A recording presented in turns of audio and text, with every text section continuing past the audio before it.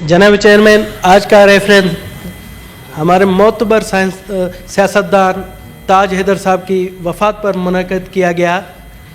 तो मैं इस सिलसिले में समझता हूँ कि उनको खराज अक़ीदत देने के लिए मैं चंद अल्फाज यहाँ कहूँ।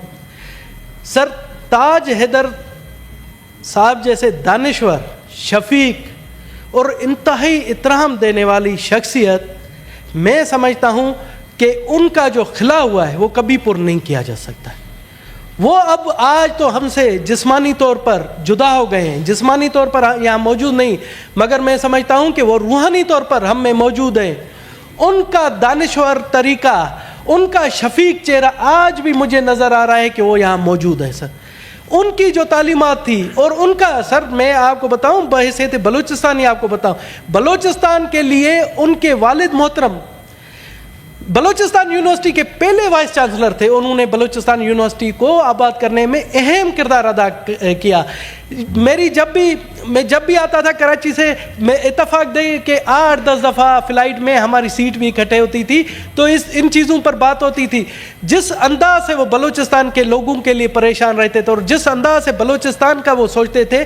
और दूसरी बात सर, मैं आपको स्पेशल बताऊं, जिस हल्के से हब चौकी लसबेला से मेरा ताल्लुक़ है, तो हब डैम बनाने में जितनी काविशें ताज हैदर साहब की हैं, मैं समझता हूँ किसी और की नहीं। ये हम बलूचिस्तान वालों पर उनका एहसान था कि हब डैम, जब हम छोटे थे हमें पानी, वाटर सप्लाई मीठा नहीं मिलता था, हम खारा पानी पीते थे। हब डैम के बाद हब में ज़राअत को भी तरक्की मिली, हब के लोगों को भी पानी, जिसका तमाम सेहरा ताज हैदर साहब के सर जाता है। सर, दूसरी बात, एज ए इंसान मैंने उनको शफीक तरीन इंसान पाया।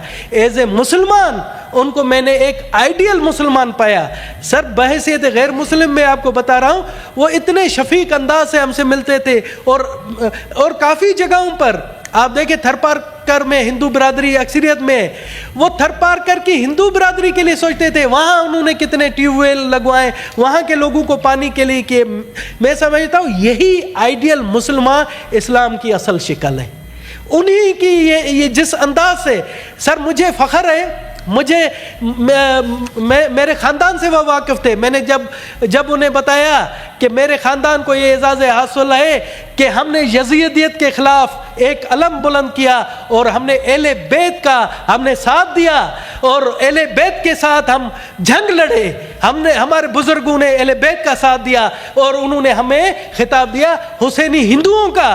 तो इन्होंने कहा, और कोई नहीं मानता, इन्होंने कहा कि दिनेश कुमार, मैं ये आपकी बात मानता हूँ, ये तारीख का एक हिस्सा है कि आप हुसैनी हैं और आपने यज़ीदियत के ख़िलाफ़ जंग लड़ी है। और उन्होंने मुझे हमेशा, मैं उनसे झुक कर मिलता था, वो कहता था नहीं, आपके ख़ानदान ने अहले बैत का साथ दिया, मैं आपसे प्यार शफ़क़त भरा मुझसे हमेशा इज़हार करते थे। सर, इस जैसी शख्सियत तारीख़ में पैदा होती है। मैं अपनी तरफ से पाकिस्तान की 1 करोड़ अक़लियती बिरादरी की तरफ से उनके ख़ानदान के साथ इज़हार यकजहती और ताज़ियत का इज़हार करता हूँ। और मैं कहता हूँ परवरदिगार उनके लवाकिन को सब्र दे। और मैं समझता हूँ कि वो उन जैसे जो है ना और मोतबर सियासतदान पैदा हो, ताकि इस मुल्क का भी पूरी दुनिया में नाम रोशन हो सके। बहुत बहुत सेनेटर बप्पी साहब। Thank you so much chairman साहब। चेयरमैन साहब, मेरा कोई ख़ास इंटरेक्शन उनसे रहा नहीं, बट आज की ये प्रेजेंस देख के मेरे ख्याल में कोई भी शख्स अंदाज़ा कर सकता है नोइंगली कि आज का सेशन 1 दिन का सेशन है। बहुत सारों को इन्फॉर्मेशन थी कि आज का सेशन 1 घंटे बाद या 2 घंटे बाद शायद प्रोरोग हो जाएगा, बट आई एम श्योर कि ताज हैदर साहब के लिए रेफरेंस होना, सो आज बहुत सारे लोगों ने शायद तकलीफ़ की होगी कि वो Quetta, Karachi, even my self I travel from Multan to make sure कि आज के इस रेफरेंस में हाज़िरी इसलिए ज़रूरी है कि अगर आज हम उनको ट्रिब्यूट नहीं पेश करेंगे तो कल हर शख्स ने चले जाना है। सो आई एम श्योर कि आज की इस प्रेजेंस ये शो करती है कि वो कितना एक मैटर करते थे इस अवान के लिए, और आज तमाम अवान सिर्फ उनके ऑनर में आज 1 दिन के सेशन के लिए, that shows a lot of respect for him. कुछ ऐसी शख्सियतें सर थीं सेनेट में जिनको मिल के वैसे ही आपको एक बुजुर्गी की फील आती थी, एंड ताज हैदर साहब was one of them. I am sure कि हम एक डिफरेंट पॉलिटिकल जमातों से ताल्लुक़ रखते थे, بہت سارے دوست ہیں جو ہم ڈفرینٹ نظریات بھی رکھتے تھے، لیکن کچھ لوگوں کے ساتھ ایک الٹیمیٹلی ایک اٹیچمنٹ بھی ہوتی تھی، اور وہ مورل اٹیچمنٹ، ناٹ دیٹ کہ ہم نے فزیکلی کبھی ان سے انٹریکٹ کیا ہوگا. مولانا بخش چانڈیو صاحب یہاں پہ ہوتے تھے، اس سے پہلے اس سیشن میں ہمارے ساتھ نہیں ہیں، اسی طرح تاج صاحب کے ساتھ بھی. سو میری ان کے ساتھ 3 دفعہ انٹریکشن ہوئی، and I would like to share it تاکہ just for the sake of my own memory. تو پہلی انٹریکشن ہوئی تھی اس سے اس وقت جب میں نے ایک پروڈکشن آرڈر کے سلسلے میں ایک موومنٹ کی تھی، یہاں پہ ایک ریزولوشن لایا تھا، تو میں اکراس دا آئل سب کے پاس جا رہا تھا، اینڈ آئی وینٹ ٹو ہم ایز ویل. تو میں جب ان کے پاس گیا تو انہوں نے آرام سے پہلے اس کو پڑھا اور پھر مجھے کہا بیٹھ جاؤ میرے ساتھ. آئی اسٹل ریمبر انہوں نے میری داڑھی کو ہاتھ لگایا، پھر میرے گھٹنے کو ہاتھ لگایا، انہوں نے کہا you are on the right side, کہ تمہارا جو ریزولوشن ہے یہ بالکل ٹھیک ہے اور میں اس کو ایتھیکلی سپورٹ کرتا ہوں، لیکن میں اس کے اوپر سگنیچر اس لیے نہیں کر سکوں گا کیونکہ شاید کسی ٹائم پہ اوپر میری پارٹی کی لائلٹی یہ ڈیمانڈ کرتی ہے کہ اس میں ایگزیکٹ الفاظ شاید ایکسپلین نہ کر سکوں تو وہ شاید نہ ہو، بٹ کچھ ایسے الفاظ تھے جو کہ نامناسب تھے. سو میری پارٹی لائلٹی میرے کریکٹر کے لیے بہت امپورٹنٹ ہے. یقین جانیے ان کا وہ جو جسچر تھا دیٹ واز سو مچ کہ سگنیچر نہ کرنے کے باوجود اس دن سے میں نے ان کو ایک بہت ہائیلی ریٹ کرنا شروع کر دیا. دوسرا انٹریکشن ہوا تھا کہ ہم میں سے کسی نے 1973 آئین کے حوالے سے ایک پوائنٹ ریز کیا ہماری لیڈرشپ نے، جس was factually not right. And I remember کہ he just rose up, he just stood up on his seat, اور انہوں نے کہا جی مجھے بولنے کا موقع دیا جائے، پرابلی آپ کی لیڈرشپ تھی. اینڈ جس طریقے سے انہوں نے ایکسپلین کیا کہ جی 1973 کے آئین میں یہ چیز ایسے نہیں یہی تھی، that showed his attachment to his party, اور وہ جو ایک کنیکٹیوٹی تھی ان کی اپنی جماعت کے ساتھ، صحیح یا غلط وہ ایک علیحدہ چیز ہے، لیکن جس طریقے سے ایکسپلین کیا دیٹ شوڈ کہ وہ پہلے دن سے آپ کی جماعت پاکستان پیپلز پارٹی کے ساتھ کتنے ویل کنیکٹڈ ہے، تھورو ریڈ تھے. اور جو ایکسپلین کیا میری لیڈرشپ میں جنہوں نے غلطی کی تھی، اسٹوڈ میں سیٹ کی جی I stand corrected and accept my mistake.